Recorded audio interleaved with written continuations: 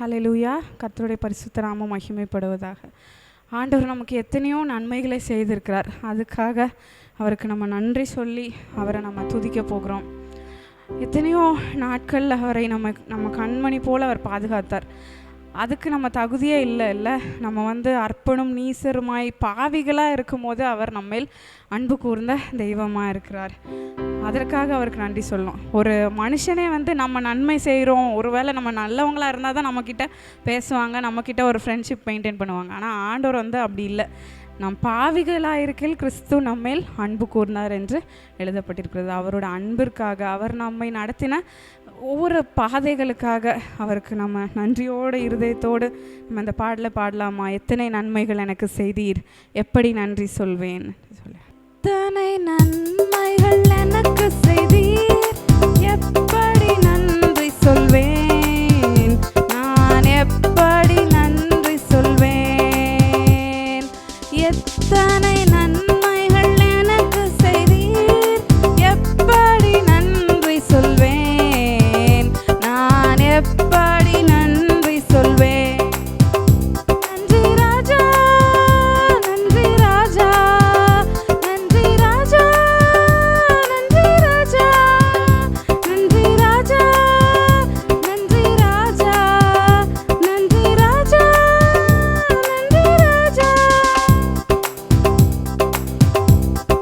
தாழ்மையில் இருந்தேன், தயவாய் நினைத்தீர், தேவனே உம்மை துதிப்பேன்.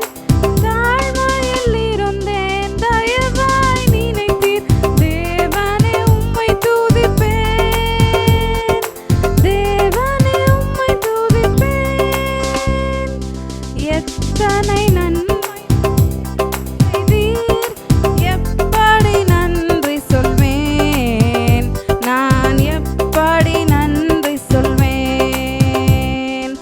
எத்தனை நன்மைகள் எனக்கு செய்தீர், எப்படி நன்றி சொல்வேன், நான் எப்படி நன்றி சொல்வேன். பலவீனன் என்று தள்ளிவிடாமல் பலத்தால் இடை கட்டினீர். பலவீனன் என்று தள்ளிவிடாமல் பலத்தால் இடை கட்டினீர். பலத்தால் இடை கட்டினீர். எத்தனை நன்மை செய்தீர், எப்படி நன்றி சொல்வேன், நான் எப்படி நன்றி சொல்வேன். பாவத்தினாலே மரித்து போயிருந்தேன், கிருபையால் ரட்சித்தீரே. பாவத்தினாலே மரித்து போயிருந்தேன், கிருபையால் ரட்சித்தீரே, கிருபையால் ரட்சித்தீரே. எத்தனை நன்மைகள் எனக்கு செய்தீர், எப்படி நன்றி சொல்வேன், நான் எப்படி நன்றி சொல்வேன். எனக்காக மரித்தீர், எனக்காக உயிர்த்தீர், எனக்காய் மீண்டும் வருவீர். எனக்காக மரித்தீர், எனக்காக உயிர்த்தீர், எனக்காய் மீண்டும் வருவீர், எனக்காய் மீண்டும் வருவீர். எத்தனை நன்மைகள் எனக்கு செய்தீர், எப்படி நன்றி சொல்வேன், நான் எப்படி நன்றி சொல்வேன். கரங்களை பிடித்து கண்மணி போல காலமெல்லாம் காத்தீர். கரங்களை பிடித்து கண்மணி போல காலமெல்லாம் காத்தீர், காலமெல்லாம் காத்தீர். எத்தனை நன்மைகள் எனக்கு செய்தீர், எப்படி நன்றி சொல்வேன், நான் எப்படி நன்றி. எடுத்தவங்க வாசிக்கலாமா? ரோமர் 12வது அதிகாரம் 1வது வசனம். ரோமர் 12:1. அப்படி இருக்க சகோதரரே, நீங்கள் உங்கள் சரீரங்களை பரிசுத்தமும் தேவனுக்கு பிரியமுமான ஜீவ பலியாக ஒப்பு கொடுக்க வேண்டும் என்று தேவனுடைய இரக்கங்களை முன்னிட்டு உங்களை வேண்டிக் கொள்கிறேன். இதுவே நீங்கள் செய்யத்தக்க புத்தியுள்ள ஆராதனை. இதில் பவுல் என்ன சொல்கிறார் அப்படின்னா, நம்மளை ஜீவ பலியாய் ஒப்பு கொடுக்க வேண்டும் என்று அவர் சொல்லுகிறார். சரி, ஜீவ பலி அப்படிங்கிற வார்த்தையை நம்ம எடுத்துக்கொள்ளலாம். பழைய ஏற்பாட்டு புஸ்தகத்தில் நிறைய பலிகளை நம்ம பார்க்கலாம். நிறைய வாசிச்சிருப்பீங்கள்ல, குற்ற நிவாரண பலி, பாவ நிவாரண பலி, சர்வாங்க தகன பலி அப்படின்னு சொல்லி நிறைய பலிகள் எழுதப்பட்டிருக்குது. பழைய ஏற்பாடு முழுமையும் நம்ம நிறைய பார்க்கலாம். பான பலி, போஜன பலி, இப்படி நிறைய பலிகள் செலுத்துவாங்க. ஏன் அப்படின்னா, நம்முடைய பாவத்திற்காக. ஒரு மனுஷன் ஒரு பாவம் செஞ்சுட்டா அவன் சபையில் சொல்லணும், நான் இந்த பாவம் செஞ்சுட்டேன் அப்படின்னு. உடனே அதுக்கு என்ன பண்ணுவாங்க, ஒரு கெடாவை எடுத்துகிட்டு வெட்டி அதை அந்த பாவத்துக்காக செலுத்துவாங்க. ஸோ அப்படி தான் ஒரு ரூல் ஃபாலோ ஆகிட்டு இருந்துச்சு. இன்றைக்கி அப்படி இருந்துச்சுன்னா நம்ம என்ன பண்ணுவோம், டெய்லி ஒரு 10 மாடை அடிக்க வேண்டியது இருக்கும்ல, அவ்வளோ பாவம் நம்ம செஞ்சிட்ருக்கோம். ஆனால் ஆண்டவர் நமக்காக அவர் பலியாக வார்க்கப்பட்டனால நம்ம இன்றைக்கி இப்படி உட்காந்துட்ருக்கோம். சரி, இப்போ இந்த பலிகள் எல்லாம் எப்படி செலுத்துவாங்க? ஒரு ஆட்டுக்குட்டியை கொண்டு அதை வெட்டி அதில் இருக்க நல்ல பங்கு, அந்த சந்தாக வெட்டி அதில் இருக்க சதைகளை எடுத்துகிட்டு அந்த பலிபீடத்தில் மேலே வச்சு அதை பலி கொடுப்பாங்க. இது எல்லாமே என்ன ஆகும் அப்படின்னா, உயிருள்ள பலியாக வைக்க மாட்டாங்க. செத்து போன ஒரு பலியை தான் அங்கே வைப்பாங்க. கொன்று அதுக்கப்புறம் அந்த பாகங்களை எடுத்துகிட்டு தான் பலி செலுத்துறதை நம்ம பார்க்குறோம். யாருமே பலிபீடத்துக்கு மேலே வச்சு அதுக்கப்புறம் அதை தகனித்து அப்படி கிடையாது. அதுக்கப்புறம் அதை கொல்ல மாட்டாங்க. ஃபஸ்ட்டே அதை வெட்டி தேவையான பொருட்களெல்லாம் எடுத்து வச்சுட்டு அசுத்தங்களெல்லாம் அகற்றி விட்டு தான் பலி செலுத்துவாங்க. ஆனால் இன்றைக்கி நம்ம வாசித்த அந்த வசனம் என்ன சொல்லுது? தேவனுக்கு பிரியமான ஜீவ பலி. இந்த பலிகள், இந்த செத்து போன பலிகள் அதுக்கு தெரியாது எதுவுமே. அது செத்து போனதுக்கப்புறம் அதை தூக்கி வைக்கிறது. ஆனால் ஜீவ பலி அப்படிங்கிறது நமக்கு தன் உணர்வு நமக்கு இருக்குது. ஏன்னா நம்ம ஒரு லிவிங் பீயிங்காக இருக்கோம்ல, ஒரு ஜீவனுள்ள ஒரு பலியாக இருக்கும். அப்போ நம்மை நாமே ஒப்பு கொடுக்க வேண்டும் அப்படின்னு பவுல் சொல்லுகிறத நம்ம பார்க்கலாம். இதில் முதலாவது ஒரு காரியத்தை நம்ம பார்க்க போகிறோம். A living sacrifice which submits to God's providence. கர்த்தருடைய ஆளுகைக்கு அடிபணிகிற ஜீவ பலி. அவரோட ஆளுகைக்கு நம்ம அடிபணிகிறோமா அப்படின்னு சொல்லி நம்ம பார்க்கணும். இதை பற்றி நம்ம சொல்லணும் அப்படின்னா, மோசே என்ற மனுஷனை நம்ம பார்க்கலாம். கர்த்தருடைய ஆளுகைக்கு அவனை முழுமையாக அவன் அர்ப்பணித்தான். சரி, இஸ்ரவேல் ஜனங்கள் நிறைய பேர் லட்சக்கணக்கான மக்கள் எங்கேருந்து கிளம்புனாங்க? எகிப்து தேசத்துலேருந்து கிளம்பி கானானுக்கு போனாங்க. இது எல்லாருக்குமே தெரியும். எத்தனை வருஷம் அவங்க அடிமையாக இருந்தாங்க? 400 வருஷம் அடிமையாக இருந்தாங்க. எவ்வளோ நாள் அவங்க பிரயாணம் பண்ணி போனாங்க? 40 வருஷம் பிரயாணமாக போனாங்க. சரி, இப்போ இந்த இடத்துல ஒன்று நம்ம கவனிக்கணும். இந்த நிறைய கூட்டமான ஜனங்கள் எல்லோரும் போனாங்கல்ல, இதில் ஒரே ஒரு மனுஷன்தான் படித்தவன். யார் அது? மோசே மட்டும்தான் இந்த கூட்டத்தில் படித்தது. ஏன் அப்படின்னா, அவன் எங்கே வளர்க்கப்பட்டான்? எகிப்து தேசத்தில் வளர்க்கப்பட்டான். இல்லை, சகல சாஸ்திரங்களையும் அவன் கற்று தேர்ந்தான். வில் வித்தையாக இருக்கட்டும், எல்லாமே அவன் அங்கே படிச்சுக்கிட்டான். ஆண்டவர் அவனை அங்கே படிக்க வச்சாருன்னு சொல்லலாம். அதனால் எல்லாமே அவன் அங்கே கற்று தேர்ந்திருந்தான். சரி, அங்கே கற்றுக்கொள்ளும்போது அவன் ஜியாகிரஃபி படிச்சிருப்பானா? மேப்பெல்லாம் படிச்சிருப்பான்ல, எந்த தேசம் எங்கே இருக்குது அப்படின்னு சொல்லி. எகிப்து மக்கள் அதில் ரொம்ப கில்லாடிகள்னு சொல்லலாம். எந்த மக்கள் நம்மளை சுற்றி இருக்காங்க அப்படின்னு சொல்லி அவங்களுக்கு நல்லாவே தெரியும். இடங்களை குறித்து அவங்க அதிகமாக அவங்க அறிந்து வைத்திருப்பாங்க. அதனால தான் அந்த பிரமிட்ஸ் எல்லாம் அவங்க கட்டினாங்க. எப்படி அந்த ஸ்டோரேஜுக்காக அதை கட்டினாங்க அப்படின்னு சொல்லி நம்ம பார்க்கலாம். அப்போ எகிப்தியர்கள் இதில் ரொம்ப ஃபேமஸ். அதுவும் இந்த ஜியாகிரபிக்கல் ரீஜன்ஸ் எல்லாம் அவங்க எழுதுறதுல அவ்வளோ திறமைசாலிகள். அப்போ அங்கே கண்டிப்பாக மோசேயும் அதை படிச்சிருப்பார். இந்த கானானுக்கு போகிற வழி மோசேக்கு தெரியும், அப்படி தானே? அங்கே படிச்சிருக்காரு.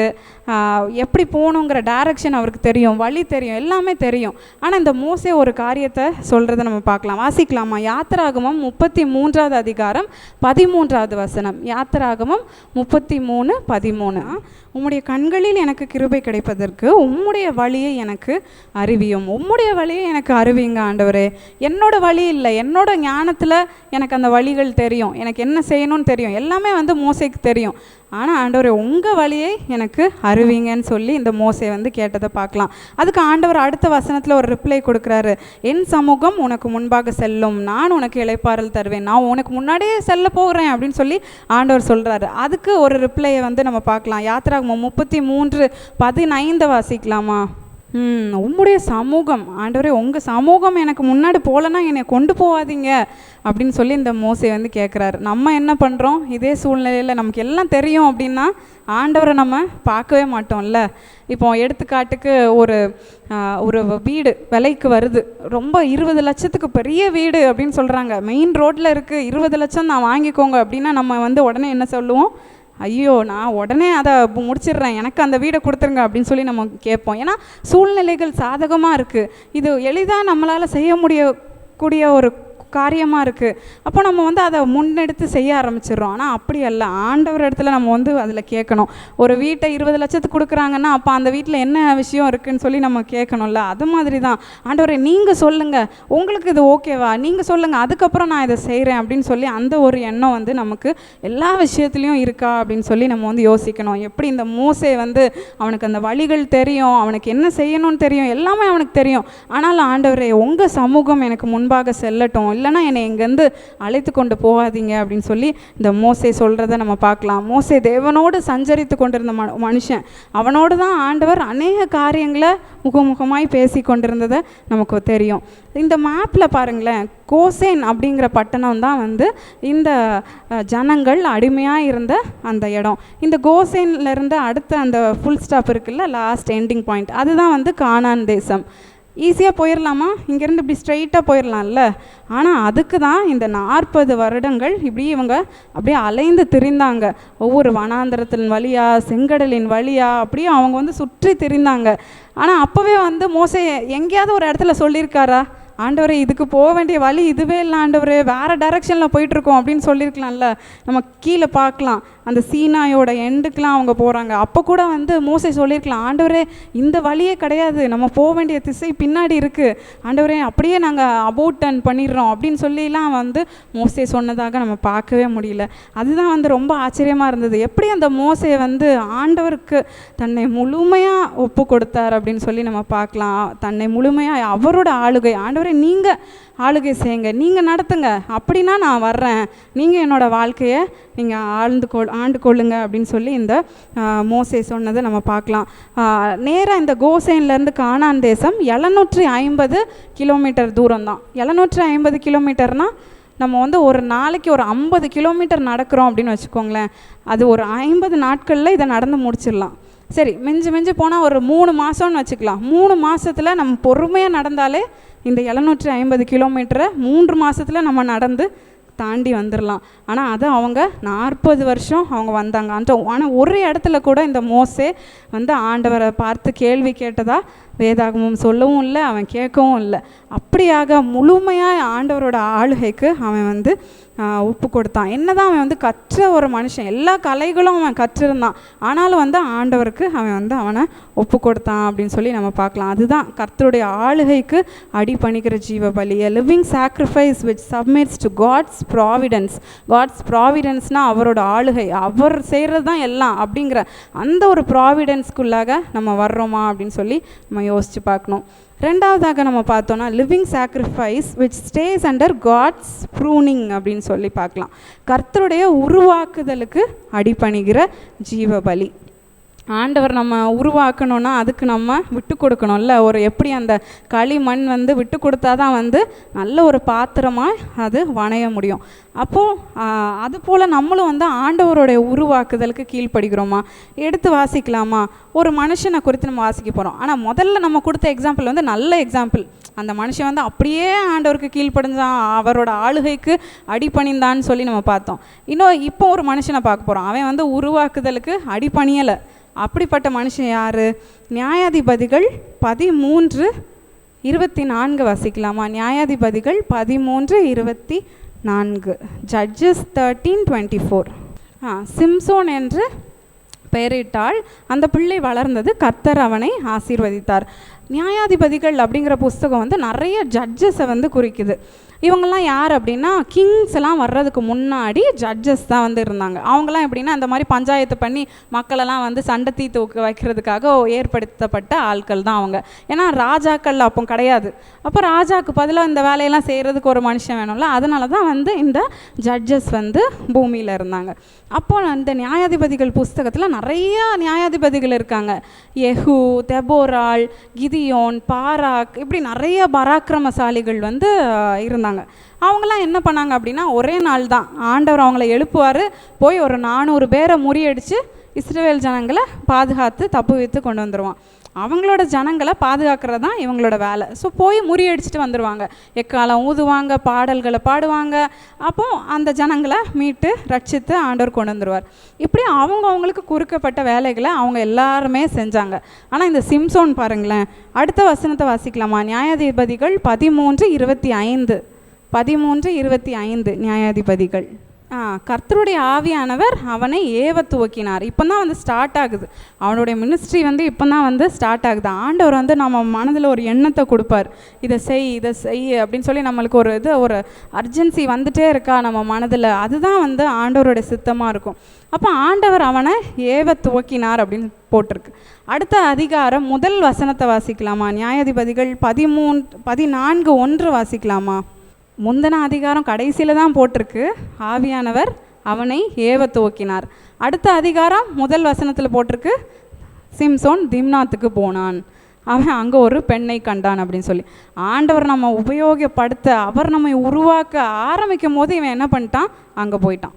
அப்படி வந்து நம்ம இருக்கக்கூடாது. அந்த நேரத்தில் ஆண்டவரை நீங்கள் என்ன செய்ய சித்தமாக இருக்கிறீங்க அப்படிங்கிறத அவன் கேட்கவே இல்லை.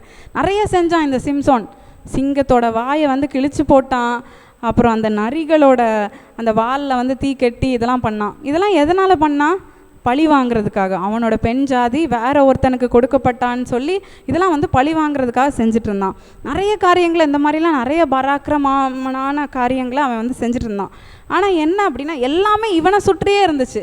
என்னையே இப்படி பண்ணிட்டாங்க, என்னைய இந்த மாதிரி அவங்க ஏமாற்றிட்டாங்க, மாற்று வஸ்திரங்களை வந்து அவன் போய் வாங்கிறதுக்காக பண்ணான். இப்படி நிறைய வந்து இந்த சிம்சோன் பண்ணான். கடைசியில் கூட கடைசி வார்த்தை கூட என்ன சொன்னால், ஆண்டவரே ஒரே தீர்வையாக நான் பழி வாங்கணும் அப்படின்னு சொல்லி வந்து இந்த தூண்களை இடித்து போட்டதை நம்ம பார்க்கலாம். அப்போ ஆண்டவரோட உருவாக்குதலுக்கு அடிபணிகிற ஜீவ பலியாக இருக்கிறோமா அப்படின்னு சொல்லி நம்ம வந்து யோசித்து பார்க்கணும்.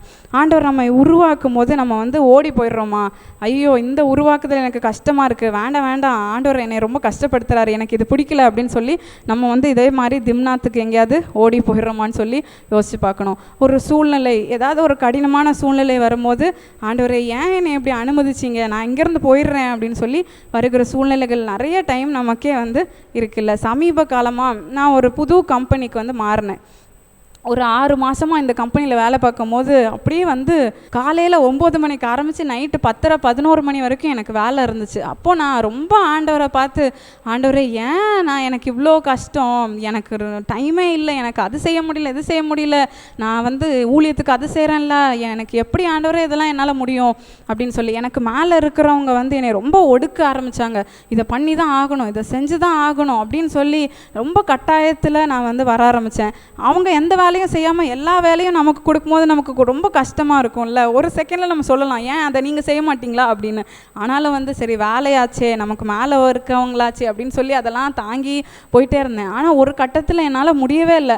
அப்போது ஆண்டவரே எனக்கு ஹெல்ப் பண்ணுங்கள், எனக்கு இதுக்கு மேலே முடியாது அப்படிங்கிற ஒரு சூழ்நிலை வரும்போது நான் வந்து ஜோம் பண்ணேன். ஆண்டவரே நான் வந்து இன்றைக்கி வந்து பேச போகிறேன், எனக்கு அதுக்கும் மேலே ஒருத்தங்க இருப்பாங்கள்ல, அவங்ககிட்ட போய் நான் சொல்ல போகிறேன், என்னால் முடியலைன்னு சொல்லி நான் சொல்ல போகிறேன். இது வந்து நான் வந்து தோற்று போன மாதிரி இருக்கும். அந்த மேனேஜர் கேட்பார்ல, என்ன உன்னால் இந்த மாதிரி வேலையை செய்ய முடியலையா அப்படின்னு சொல்லி, நான் தோற்று போன மாதிரி ஆயிருமே, நான் எப்படி சொல்லுவேன் அப்படின்னு சொல்லி நான் ரொம்ப யோசித்தேன். சரி ஓகே சரி அப்படின்ட்டு நான் வந்து தைரியத்தை வரவழைச்சிட்டு அந்த விஷயத்த சொன்னேன். என்னால் முடியல, ஏன்னா இவ்வளோ மணி நேரம் எனக்கு வேலை செய்யணும் அப்படிங்கிறபோது கொஞ்சம் கஷ்டமாக இருக்குன்னொன்னே அவங்க ரொம்ப ஷாக் ஆகிட்டாங்க. என்ன சொல்கிறீங்க நீங்கள், இப்படி யார் உங்களை வேலை செய்ய சொன்னா அப்படின்னு சொல்லி உடனே நிறைய ஸ்டெப்பை எடுக்க ஆரம்பித்தாங்க. நிறைய நிறைய சூழ்நிலைகள் உடனடியாக மாறுறதுக்கு ஆண்டவர் கிருபை செய்தார். அதுக்கப்புறம் நான் ரொம்ப பயந்தேன், ஐயோ எங்கே திரும்ப ரொம்ப நம்மளை வந்து நீ ஏன் போய் சொன்னேன்னு சொல்லி நம்மளை இது பண்ணுவாங்களேன்னு சொல்லி. ஆனால் அப்படிலாம் இல்லாமல் ஆண்டவர் வந்து பெரிய அற்புதத்தை செய்தார். இதுக்கப்புறம் என்னாச்சு அப்படின்னா, அந்த மேனேஜரே பயப்பட ஆரம்பிச்சிட்டாரு. நான் உங்களுக்கு கால் பண்ணலாமா, இந்த டைம் நீங்கள் ஃப்ரீயாக இருக்கீங்களா அப்படின்னு சொல்லி கேட்டுட்டு அவர் வந்து கால் பண்ணுற மாதிரி சூழ்நிலைகள் எல்லாம் மாறுறதுக்கு ஆண்டவர் கிருபை செய்தார். அவங்களாம் வந்து பெரிய ப்ராஜெக்ட் மேனேஜர், அவங்களாம் வந்து ஃபாரினுக்கு அடிக்கடி போயிட்டு வர்றவங்க, பெரிய ப்ராஜெக்ட்ஸை கையில் வச்சுருக்கிறவங்க, கோடிக்கணக்கான டேர்ன் ஓவர் வந்து அவங்களுக்கு நடந்துகிட்ருக்கோம். அப்படிப்பட்ட மக்கள் வந்து என்கிட்ட வந்து இதை செய்யலாமா, இதை மாதிரி பண்ணலாமா அப்படின்னு சொல்லி கேட்கும்போது அது உண்மையாகவே வந்து எனக்கு ரொம்ப ஒரு ஆச்சரியத்தை அது ஏற்படுத்தினது. அப்போ ஆண்டவரோட உருவாக்குதல் சில நேரம் ரொம்ப கடினமாக இருக்கும். ஆண்டவரே ஏன் இந்த பாதை, ஏன் ஆண்டவரே ஏன் நான் இந்த பாதையில் போயிட்டுருக்கேன் சொல்லி அப்படி தான் வந்து சில நேரங்களில் ஆண்டவரோட உருவாக்குதல் கஷ்டமாக இருக்கும், படிக்கிற காரியமாக இருக்கும். படிப்பு ரொம்ப கஷ்டமானது தான் இல்லை, அது மாதிரி அற்பமும் நீசரும் குப்பையுமாக இருக்கிற நம்மை அவர் உயர்த்துகிற தேவன். எதனால்? நம்ம வந்து அவரோட உருவாக்குதல். நீங்கள் என்னை உருவாக்குங்க ஆண்டவரே, நீங்கள் உங்கள் சித்தம் எதுவோ அதுக்கு நான் வந்து என்னை ஒப்பு கொடுக்குறேன் அப்படின்னு சொல்லும்போது அவர் அழகான பாத்திரமாய் நம்மை வணைந்து கொள்வார். இன்றைக்கி நிறையா அந்த டிவி ப்ரோக்ராமாக இருக்கட்டும், நிறைய இடங்களுக்கு நம்ம வந்து பேசுகிறதுக்கு என்னை கூப்பிடும்போது நான் நினப்பேன், ஆண்டவரே நான் தகுதியே இல்லையே, எவ்வளோ என்னை விட நல்ல படித்தவங்க, என்னை விட ரொம்ப இன்டெலிஜென்ட்டான நிறையா பேர் இருக்காங்க, ஆனால் அதெல்லாம் காட்டிலும் என்னையே நீங்கள் உங்கள் ஊழியத்திற்கு என்று தெரிந்து கொண்டீங்களே அப்படின்னு சொல்லி நான் ஆண்டவருக்கு நன்றி சொல்லுகிறேன். அதுதான் வந்து கர்த்தருடைய உருவாக்குதலுக்கு அடிபணிகிற ஜீவ பலியாக இருக்குது. மூன்றாவது பார்த்தோன்னா கர்த்தருடைய சித்தத்திற்கு ஒப்பு கொடுக்குற ஜீவபலி, living sacrifice which seeks God's plan அப்படின்னு சொல்லி பார்க்கலாம்.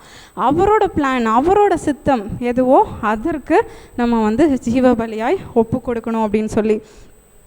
இதை வாசிக்கலாமா? மத்தேயு 26:52. மத்தேயு 26:52.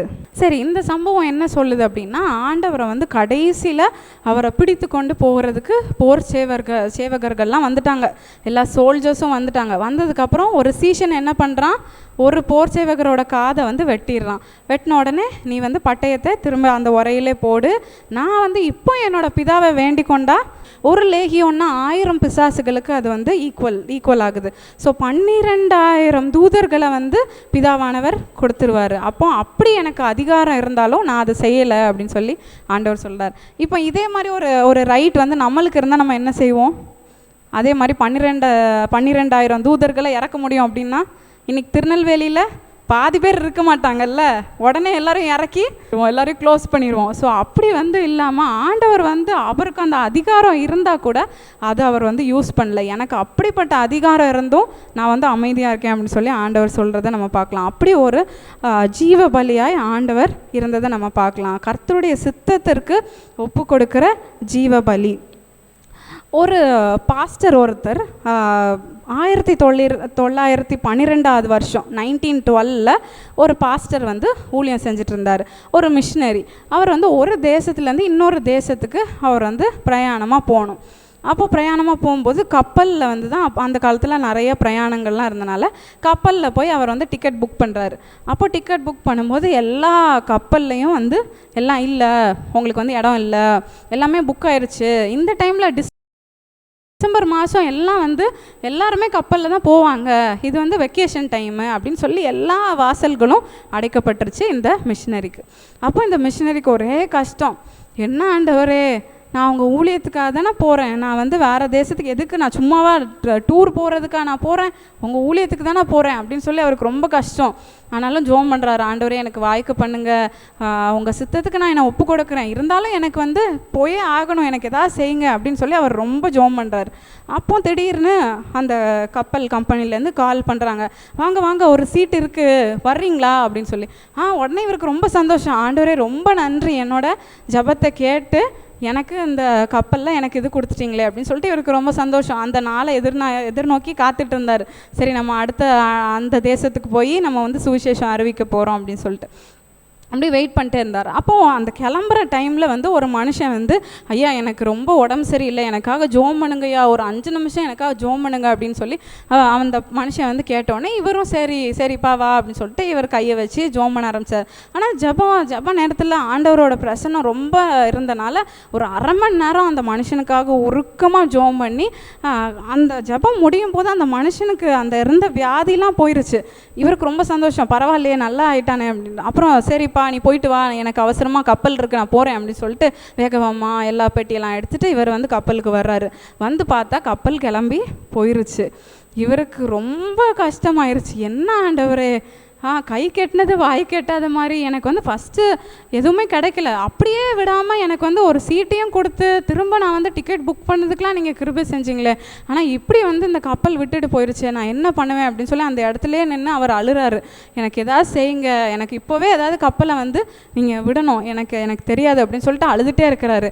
அப்போது ரொம்ப நேரம் அழுது எந்த கப்பலும் அடுத்தது உடனே, அந்த காலத்தில் 100 வருஷத்துக்கு முன்னாடி உடனே கப்பல்லாம் இருக்காது இல்லை, இப்போவே வந்து அந்த ஃப்ரீக்வன்சி கிடையாது. அப்போ வந்து அந்த சுத்தமாக கப்பல்லாம் உடனே கிளம்பாது. அப்போது சரி அப்படின்னு ரொம்ப மன கஷ்டத்தோடு அவர் வீட்டுக்கு வந்துடுறாரு. ஆண்டவரே நான் கேட்டு நீங்கள் செய்யலைல்ல, நான் உங்களுக்காக ஊழியம் தானே செஞ்சேன், உங்களுக்காக தானே நான் வந்து அந்த மனுஷனுக்கு நான் ஜோம் பண்ணிகிட்டு இருந்தேன், இப்படி நீங்கள் பண்ணிட்டீங்களே, எல்லாம் உங்கள் சித்தம்னு சொல்லி என் வாழ்க்கையே போயிடுச்சு அப்படின்னு சொல்லி இவர் பயங்கரமாக வந்து அழுது புரண்டார். அப்புறம் ஒரு அடுத்த நாள் எல்லா செய்தித்தாள்லையும் தலைப்பு வருது, டைட்டானிக் கப்பல் மூழ்கிருச்சு அப்படின்னு சொல்லி. 1912 வருஷம். அப்போ தான் இவருக்கு தெரிஞ்சது, ஆண்டவரே எவ்வளோ பெரிய விபத்துலேருந்து என்ன நீங்கள் தப்பு வைத்து கொண்டீங்க, இது தெரியாமல் நான் வந்து இப்படி ஒரு நாள் ஃபுல்லாக நான் அழுது புலம்புனேனே அப்படின்னு சொல்லி. இது மாதிரி நம்ம வாழ்க்கையிலும் நிறைய சந்தர்ப்பங்கள் வரும்ல, அவரோட சித்தத்துக்கு நம்ம வந்து ஒப்பு கொடுக்கணுமா இல்லை நம்முடைய சுய ஞானத்தினால நம்ம வந்து பண்ணணுமா அப்படின்னு சொல்லி நிறையா சந்தர்ப்பங்கள் நமக்கு வரும். ஆனால் அதெல்லாம் கடந்து ஆண்டவரே உங்கள் சித்தத்துக்கு என்ன நான் ஒப்பு கொடுக்குறேன் அப்படின்னு சொல்லி நம்ம சொல்லணும். ஆண்டவரே உங்கள் சித்தத்திற்கு நான் என்னை முழுமையாக ஒப்பு கொடுக்குறேன் அப்படின்னு சொல்லும்போது கஷ்டம்தான், கடினமான சூழ்நிலைகள் தான், ஆனால் அதன் வழியாக ஆண்டவர் அவர் தப்புவித்து கொண்டு வருகிற தேவனாக இருப்பார். அதுதான் நம்ம பார்க்குறோம். அவரோட சித்தத்திற்கு நம்மை முழுமையாக ஒப்பு கொடுக்கணும். கடைசியாக ஒரு விஷயத்தை நம்ம வந்து பார்த்து முடிக்கலாம். இந்த மோசையோட வாழ்க்கை எடுத்துக்கிட்டால் 3 பங்காக வந்து நம்ம பிரிக்கலாம், 3 பார்ட்டாக வந்து பிரிக்கலாம். ஃபஸ்ட்டு பார்ட் வந்து 40 இயர்ஸ் அவன் எங்கே இருக்கான், ஒரு பேலஸில் அவன் வந்து வளர்றான், ஒரு அரண்மனையில் வந்து அந்த மோசை வந்து வளர்றான். அடுத்த 40 வருஷம் எங்கே போயிடுறான்னா டெசர்ட்டுக்கு போயிடுறான், வனாந்தரத்தில் போய் அங்கே இருக்கான், ஆடு மேய்ச்சிட்டு இருக்கான். ஏன், ஒரு கொலை பண்ணனால அவன் வந்து ஓடி ஒளிஞ்சு அந்த வனாந்தரத்தில் தங்கியிருப்பான். அப்போ 40 வருஷம் வனாந்தரத்தில் இருக்கான். கடைசி 40 வருஷம் இந்த ஜனங்களை வழி நடத்தி கொண்டு போகிற இந்த மோசே. இப்போ 3 பங்காக நம்ம பிரிக்கலாம். மோசையோட மைண்டில் வந்து என்னென்னா, ஒரு மனுஷனோட சராசரி ஆயுள் காலம் 80 இயர்ஸ் தான். எங்கே அப்படி சொல்லியிருக்காரு வாசிக்கலாமா? சங்கீதம் 90:10, சங்கீதம் 90:10 வாசிக்கலாமா? சங்கீதம் 90:10. எங்கள் ஆயுசு நாட்கள் 70 வருஷம், பலத்தின் மிகுதினால் 80 வருஷம். ஃபஸ்ட்டு வசனத்துக்கு மேலே பார்க்கலாமா? முதல் வசனத்துக்கு மேலே இந்த அதிகாரம் யார் எழுதுனான்னு பார்த்தீங்கன்னா என்ன போட்டிருக்கு? தேவனுடைய மனிதனாகிய மோசையின் ஜபம். இந்த அதிகாரத்தை மோசே தான் எழுதியிருக்காரு. அவரோட மைண்டில் என்னது? பலத்தின் மிகுதினால் 80 வருஷம் அப்படின்னு வந்து மோசே சொல்கிறார். ஆனால் மோசே எவ்வளோ நாட்கள் வாழ்ந்தார்? 120 வருஷம் வாழ்ந்தார். இந்த ஃபஸ்ட்டு 80 இயர்ஸ் இருக்குல்ல, முதல் 80 வருஷம் வந்து யாத்திராகமம் புஸ்தகம் 1வது அதிகாரம், யாத்திராகமம் புஸ்தகம் 1வது அதிகாரத்தில் இந்த முதல் 80 வருஷம் குறிக்கப்பட்டிருக்குது. அது அந்த 80 வருஷத்தையும் அந்த ஒரே அதிகாரத்தில் கொண்டு வந்துட்டாங்க. ஆனால் அதுக்கப்புறம் யாத்திராகமம் 2வது அதிகாரத்திலிருந்து யாத்திராகமம், லேவியராகமம், என்னாகமம், உபாகமம், இந்த 4 புக்ஸும் எதை பற்றி சொல்லுது? மோசையோட கடைசி 40 வருஷங்களை தான் சொல்லுது. 4 புஸ்தகங்கள், 136 அதிகாரங்களை ஆண்டவர் மோசேக்காக எழுதினார். மோசே எழுதினது ஒரு அதிகாரம்தான். மோசே வந்து நினச்சாரு 80 வருஷம் வரைக்கும் மனுஷன் உயிர் வாழ்வான்ப்பா அப்படின்னு சொல்லி மோசே நினச்சாரு. ஆனால் ஆண்டவர் சொன்னார், இல்லை அதுக்கப்புறம் தான் நான் ஸ்டார்ட்டே பண்ண போகிறேன் அப்படின்னு சொல்லி ஆண்டவர் சொன்னார். அதுக்கப்புறம் 80 வருஷத்துலேருந்து 120 வருஷம் வரைக்கும் ஆண்டவர் அவனை பயங்கரமாக உபயோகப்படுத்தினார் அப்படின்னு சொல்லி பார்க்கலாம். நிறைய நம்ம பார்க்கலாம். அவன் அந்த மலை மேலே ஏறி போவான், ஆண்டவரோட ரகசியங்களை பேசுகிற அனுபவம் இந்த மோசேக்கு இருந்துச்சு. இன்றைக்கி நம்ம வந்தோம் போனோம், ஒரு பெயர் கிறிஸ்தவங்க, சரி ஒரு இவங்கெல்லாம் சொல்கிறாங்க, என்னை அடிக்கடி சொல்லிகிட்டே இருக்காங்க, அதனால் சபைக்கு வருகிறேன், வேதம் வாசிக்கிறேன், கடமைக்காக நான் இதை செய்கிறேன், எனக்கு இந்த காரியம் நடக்கணும்னு சொல்லி நான் ஜோம் பண்ணுறேன் அப்படின்னு சொல்லி நிறைய நம்ம இருக்கலாம். ஆனால் எல்லாவற்றை காட்டிலும் ஆண்டவரோட ஒரு பர்சனல் ரிலேஷன்ஷிப் நமக்கு இருக்கா அப்படின்னு சொல்லி நம்ம யோசித்து பார்க்கணும். ஆண்டவர் நம்மளோட சொந்த ரட்சகராக அவர் இருக்கிறாரா? டெய்லி நம்ம வந்து அவங்களோட பேசுகிறது நிமித்தமாக தான் அது வரும். அந்த ஒரு ரிலேஷன்ஷிப் நம்ம கடவுளோடு வைத்திருக்கிறோமா? ஆண்டவரோட ரகசியங்களை பேசணும். ஆண்டவரே, என்னோடய வாழ்க்கையை குறித்து நீங்கள் சொல்லுங்கள், நான் என்ன செய்யணும், அடுத்தது என்னோடய வாழ்க்கையில் என்ன நீங்கள் செய்ய சித்தமாக இருக்கிறீங்க, அதை எனக்கு வெளிப்படுத்துங்க அப்படின்னு சொல்லி கேட்கும்போது அவர் நமக்கு எல்லாவற்றையும் கற்றுத்தருகிற தேவனாக இருக்கிறார். அந்த ஒரு உணர்வோடு நம்மை அவருக்கு ஒப்பு கொடுத்து அவருக்கு உகந்த ஜீவ பலியாக நம்ம ஒப்பு கொடுக்கணும். God's providence, God's pruning, God's plan அப்படின்னு சொல்லி 3 காரியங்கள் நம்ம பார்த்தோம். அடிபணிகிற அவரோட ஆளுகைக்கு அடிபணிகிற ஜீவபலி, அவருடைய உருவாகுதலுக்கு அடிபணிகிற ஜீவபலியாக இருக்கிறோமா, அவருடைய சித்தத்திற்கு ஒப்பு கொடுக்குற ஜீவ பலியாக இருக்கிறோமா? ஜீவ பலி, லிவிங் சாக்ரிஃபைஸாக. அந்த ஆபிரகாம் வந்து ஈசாக்கை பலியிட்டான், லிவிங் சாக்ரிஃபைஸாக தான் பலியிட்டார்ல, அப்படியே உயிரோடு தான் வந்து தூக்கி வச்சார். அப்படி வந்து உயிரோட நம்ம இடத்துல இருக்கிற எல்லாவற்றையும் ஆண்டவருக்கு கொடுத்து, ஆண்டவரே நான் ஒன்றுமே இல்லை ஆண்டவரே, நீங்கள் தான் என்னோடய வாழ்க்கையை வழி நடத்த போகிறீங்க அப்படின்னு சொல்லி நம்ம ஒப்பு கொடுக்க போகிறோம். எல்லோரும் ஒரு நிமிஷம் எழுந்து நிற்கலாமா? ஆண்டவரே, எங்களை நாங்கள் ஜீவ பலியாக ஒப்பு கொடுக்குறோம் அப்படின்னு சொல்லி நம்ம சொல்ல போகிறோம். எப்படி இந்த மோசே அவனை ஆண்டவரோட சித்தத்திற்கு அவன் ஒப்பு கொடுத்தானா, அதுபோல் எங்களையும் நாங்கள் ஒப்பு கொடுக்குறோம். எங்களோட பிள்ளைகள், சந்ததி எல்லாம் ஆண்டவரே உங்களுக்கு மாத்திரமே உரியவங்க அப்படின்னு சொல்லி நம்ம ஒப்பு கொடுத்து அவரிடத்துல நம்ம சார்ந்து கொண்டு நம்ம ஜெபிக்கலாமா? எல்லாரும் சேர்ந்து நம்ம சொல்ல போகிறோம். அன்பு தகப்பனே, அப்பா ஆண்டவரே, அப்பா எங்கள் எல்லாரையும் ஆண்டவரே உமக்குள்ளாக அப்பா ஒரு ஜீவ பலியாய், உமக்கு பிரியமான ஜீவ பலியாய் நாங்கள் ஒப்பு கொடுக்குறோம் சுவாமி. அப்பா ஆண்டவரே, எங்களோட விருப்பமோ எங்களோட சித்தமோ எங்களோட ஆசைகளோ இல்லவே இல்லை ஆண்டவரே. அப்பா உங்களுக்கு பிரியமான ஜீவ பலியாய் என்னை வணைந்து கொள்ளுங்க அப்பா. ஆண்டவரே, எங்கள் குடும்பத்தினர் அப்பா, எங்களோட உற்றார் உறவினர்கள், பெற்றோர்கள், பிள்ளைகள், நண்பர்கள் எல்லாரும் ஆண்டவரே உமக்கு உகந்த ஜீவ பலியாய் நாங்கள் ஒப்பு கொடுக்குறோம் சுவாமி. அப்பா, நாங்கள் இருக்கிற வண்ணமாகவே நாங்கள் ஒப்பு கொடுக்குறோம் அப்பா. ஆண்டவரே, அப்பா எங்களோட சுயத்தை வெறுத்து, சுய இச்சைகள், சுய ஆசைகளை வெறுக்கிறோம் ஆண்டவரே. எங்களுக்கு பிரியமான காரியங்கள், எங்களுக்கு பிடித்த விஷயங்களை அப்பா நாங்கள் வெறுத்து, அப்பா உங்களோட விருப்பம் எதுவோ அதை நாங்கள் நிறைவேற்ற அப்பா எங்களுக்கு நல்ல பலனை கொடுங்க சுவாமி, கொடுங்க அப்பா. அப்படியே ஆண்டவரே, இன்றைக்கும் ஒப்பு கொடுக்குற ஒவ்வொருவரையும் அப்பா நீங்கள் கண்ணோக்கி பாருங்க ஆண்டவரே. அப்பா எப்படி அந்த மோசே ஒப்பு கொடுத்தானோ, அப்பா எப்படி ஆண்டவரே நிறைய வேதத்தில் உள்ள பக்தர்களை நாங்கள் பார்க்கிறபடி அப்பா அவங்கள போல நாங்களும் எங்களை முழுமையாக அப்பா உமக்கென்று ஒப்பு கொடுக்குறோம் சுவாமி. அப்படியே உமக்கு ஏற்ற பாத்திரமாக எங்களை வணைந்து கொள்ளுங்க அப்பா. உம்முடைய உருவாக்குதலுக்கு நாங்கள் அடிபணிக்கிறோம் அப்பா. உம்முடைய சித்தத்திற்கு எங்களை ஒப்பு கொடுக்குறோம் சுவாமி. அப்படியே ஆண்டவரே எங்களை ஆண்டவரே இனிமேலும் நீங்கள் நடத்துங்க ஆண்டவரே. அப்படியே அப்பா இன்றைக்கு வந்த ஒவ்வொருவரையும் நீங்கள் கண்ணோக்கி பாருங்கள், அவங்களோட தேவைகளை சந்திங்க அப்பா. ஆண்டவரே, நீங்களே போதுமானவராக இருந்த எல்லா காரியத்தையும் அப்பா நீங்கள் நேர்த்தியாய் அப்பா அவங்களுக்கு நடத்தி கொடுங்க ஆண்டவரே. அப்பா அவங்க சரீரத்தில் இருக்கிற எல்லா பலகீனங்கள், சோர்வுகள் எல்லாவற்றையும் நீக்கி போடுங்க.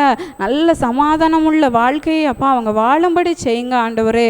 அப்பா இன்னும் அப்பா அவங்க என்னென்ன காரியங்களை நினைத்து கலங்கி கொண்டிருக்கிறாங்களோ, அடுத்த வேளை நான் என்ன செய்வேன், எதிர்காலத்தில் நான் என்ன செய்ய போகிறேன், என்னுடைய எதிர்காலம் கேள்விக்குறியாக இருக்கிறதேன்னு யோசித்து கொண்டிருக்கலாம். அப்பா இன்றைக்கு அப்பா நீங்கள் மனம் இறங்குங்க அப்பா, அவங்களோடு பேசுங்க ஆண்டவரே, அவங்களுக்கு அப்பா வெளிப்படுத்துங்க ஆண்டவரே அவங்களோட காரியங்கள், அவங்களோட வாழ்க்கையை குறித்து அப்பா அவங்களோட நீங்கள் இடைப்படுங்க கர்த்தாவே. அப்பா உம்மோடு ரகசியங்களை பேசுகிறவர்களா எங்களை மாற்றுங்க கர்த்தாவே. அப்பா அப்படியே ஆண்டவரே பல விதமான போராட்டங்கள், கஷ்டங்கள், கண்ணீர், கவலையில், வேதனையில் தவித்து கொண்டிருக்கிறவங்களுக்காக ஜெபிக்கிறோம். இரவில் அப்பா அழுது கொண்டிருக்கிறவங்களுக்காக ஜெபிக்கிறோம். அந்த ரங்கத்தில் கண்ணீர் விடுகிறவர்களாக நாங்கள் ஜெபிக்கிறோம் சுவாமி. அப்பா அவங்க ஒவ்வொருவரையும் நீங்கள் பாருங்கள். அவங்க கண்ணீர் உங்கள் துருத்தியில் அல்லவோ இருக்கிறது தகப்பனே. அப்பா அந்த கண்ணீருக்கு பதில் கொடுங்க ஆண்டவரே. சீக்கிரத்தில் அப்பா சீக்கிரத்தில் நன்மையான காரியங்களை அப்பா நாங்கள் கேட்க பண்ணும்படி செய்யுங்க ஆண்டவரே.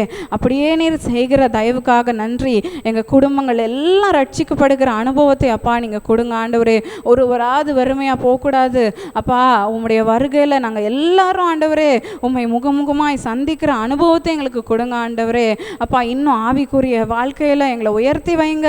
ஏதோ வந்தோ போனோம் என்று இல்லாத படிக்க உம்மோடு அப்பா ரகசியங்களை பேசுகிறவர்களாய் அப்பா, உம்மோடு சம்பாஷிக்கிறவர்களாய், உம்மோடு சஞ்சரிக்கிறவர்களாய் எங்களை மாற்றுங்க தகப்பனே. நன்றி தகப்பனே, நன்றி ராஜா. அப்பா இவங்க கையிட்டு செய்கிற காரியங்களை எல்லாம் வாய்க்க பண்ணுங்க ஆண்டவரே. சிறிய காரியமோ பெரிய காரியமோ எதுவானாலும் அப்பா நீங்கள் வாய்க்க பண்ணும்படிக்காய் நாங்கள் செபிக்கிறோம் அப்பா. அப்படியே அப்பா நீங்கள் வணைந்து கொள்ளுங்க ஏசப்பா. அப்பா உமக்கு முன்பாக தங்களை தாழ்த்துகிறவர்களை நீங்கள் உயர்த்தி வைக்கிற தேவன் அல்லவோ, ராஜாக்களோடும் ஆசாரியர்களோடும் உட்கார செய்கிற தேவன் அல்லவோ அப்பா. உமக்கு நன்றி ராஜா, நன்றி அப்பா, நன்றி தகப்பனே. அப்பா இப்பொழுதும் ஆண்டவரே எங்கள் ஒவ்வொருவரையும் அப்பா உங்கள் சமூகத்தில் நாங்கள் தருகிறோம் அப்பா. நீங்களே ஆளுகை செய்யுங்க. இந்த ஊழியத்தோடு தொடர்புடைய ஒவ்வொருவருக்காக நாங்கள் ஜெபிக்கிறோம் சுவாமி. ஒரு முறை கலந்து கொண்டவர்களுக்காக அப்பா, தசம பாகங்களை கொண்டு வருகிறவர்களுக்காக அப்பா, அவங்களோட குறைவில் அப்பா அவங்க கொடுக்குறாங்களே அந்த கைகளை இன்னும் பலப்படுத்துங்க ஆண்டவரே. கோடிக்கணக்காய் அவங்கள ஆசீர்வதிக்க போகிற தயவுக்காக நன்றி ராஜா. அப்பா அவங்களுக்கு அவங்களோட ஒன்றும் இல்லாமல் அப்பா இந்த ஊழியத்தை தாங்கி கொண்டு இருக்கிறதை நீங்கள் அறிந்திருக்கிறீங்க அப்பா. இன்னும் 1000 மடங்கு அவங்கள பெருக செய்யுங்க ஆண்டவரே. இங்கே வந்து அப்பா ஞானஸ்தானம் பெற்றவர்களுக்காக அப்பா, திரு பந்தியில் சேர்கிறவர்களுக்காக அப்பா ஆண்டவரே, இன்னும் ஆண்டவரே எங்களோடு ஐக்கியப்பட்டிருக்கிறவர்களுக்காக, வேதாகமத்தை வாங்கி இருக்கிறவர்களுக்காக நாங்கள் ஜெபிக்கிறோம் அப்பா. ஆன்லைன் மூலமாக அப்பா எங்களோடு தொடர்புடையவர்களுக்காக நாங்கள் ஜெபிக்கிறோம். டிவி மூலமாக பார்த்து கொண்டிருக்கவங்களுக்காக நாங்கள் ஜெபிக்கிறோம். ஒவ்வொருவரையும் நீங்கள் ஆசீர்வதிங்க ஆண்டவரே, பலப்படுத்துங்க, இன்னும் ஆசீர்வாதமாய் மாற்றுங்க தகப்பனே. நன்றி ராஜா. அப்பா அவங்க ஒவ்வொருவரோட வீட்டின் நிலைக்கால்கள் மேலே, வீட்டின் மேலே இயேசுவின் ரத்தம் தெளிக்கிறோம். சத்துரு ஜெயங்கொள்ளாதபடிக்கு கிருபை செய்யுங்க ஆண்டவரே. சத்துருவின் கிரியைகள் எல்லா விதமான தந்திரங்களுக்கு இசப்பா எங்களை விலக்கி காத்துக்கொள்ளுங்க தகப்பனே.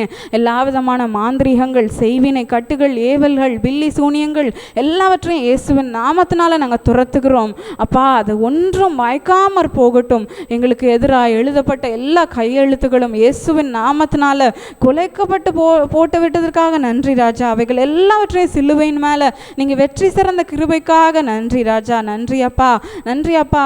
குடும்பத்தில் சந்தோஷம் இல்லாமல் சமாதான குறைச்சினால இருக்கிறவங்களுக்காக நாங்கள் ஜெபிக்கிறோம். நல்ல சந்தோஷமும் சமாதானமும் மகிழ்ச்சியும் அந்த வீட்டில் கேட்க பண்ணுங்க ஆண்டவரே, கேட்க பண்ணுங்க ஆண்டவரே. முரட்டாட்டமான ஜனங்கள் மத்தியில் நாங்கள் குடியிருக்கிறோம் அப்பா. ஆண்டவரே அவங்க இருதயத்தை திருப்புங்க ஆண்டவரே. அவங்க இருதயத்தில் நல்ல ஒரு மாறுதலை கொண்டு வாங்க ஆண்டவரே. அப்பா நீர் அப்படி செய்கிற தயவுக்காக நன்றி ராஜா. அப்பா சிறு பிள்ளைகளை வளர்த்து கொடுங்க ஆண்டவரே. அப்பா வாலிப பிள்ளைகளுக்கு அப்பா கண்ணிகள் இச்சைகள் எல்லாவற்றையும் அப்பா நீங்களாக்கி நல்ல ஒரு பாதுகாப்பை கொடுங்க ஆண்டவரே. நல்ல ஞானம், அறிவு, புத்தி கூர்மையை கொடுங்க ஆண்டவரே.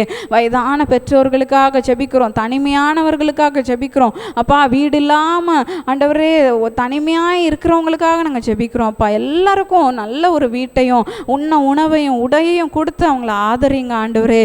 அப்பா திக்கற்ற பிள்ளையும் விதவையும் ஆதரிக்கிற தேவன் நீர் தகப்பனே. அவங்களுக்கு வேண்டிய எல்லா கிருபைகளையும் நீங்கள் கொடுங்க. அப்படியே எப்பொழுதும் நாங்கள் புறப்பட்டு செல்லுகிறோம். உங்கள் சமூகம் எங்களுக்கு முன்பாக செல்லட்டும். வாகனங்கள் மேலே, வீட்டின் மேலே, பொருட்கள் மேலே இயேசுவின் ரத்தம் தெளிக்கிறோம் அப்பா. சத்துரு உட்புகுதல் இல்லாதபடிக்கு செய்யுங்க ஆண்டவரே. நீர் எங்களோடு வந்து வாசம் பண்ணுங்க ஆண்டவரே. மோசே சொன்னது போல நீர் எங்களோடு வராவிட்டால் எங்களை இவ்விடத்திலிருந்து அழைத்து கொண்டு போகாதிரும் சுவாமி. எங்களோடு அப்பா உங்களுடைய சமூகம் எப்பொழுதும் தங்கி இருக்கட்டும். அப்படியே எங்களை தரை மட்டும் தாழ்த்துகிறோம். அற்ப பிரயோஜனமான ஊழியக்காரர் எங்கள் கடமையை மாத்திரம் செய்கிறோம் அப்பா. நாங்கள் சிறுகவும் நீர் பெருகவும் வேண்டும் தகப்பனே. இவைகள் எல்லாவற்றையும் அப்பா இயேசுவின் நாமத்தில் நாங்கள் கேட்டு மன்றாடி ஜெபிக்கிறோம். இயேசுவின் மூலம் ஜெபிக்கிறோம் நல்ல தகப்பனே. ஆமேன், ஆமேன். நான் என் முழு உள்ளமே அவருடைய பரிசுத்த நாமத்தை ஸ்தோத்திரி. என் ஆத்துமாவே கர்த்தரை ஸ்தோத்திரி. கர்த்தர் செய்த சகல உபகாரங்களையும் மறவாதே. ஆமேன், ஆமேன். அல்லேலூயா, அல்லேலூயா, அல்லேலூயா. கர்த்தர் உங்களை சீயோனிலிருந்து ஆசீர்வதிப்பாராக. God bless you. ஆராதனை இயேசு.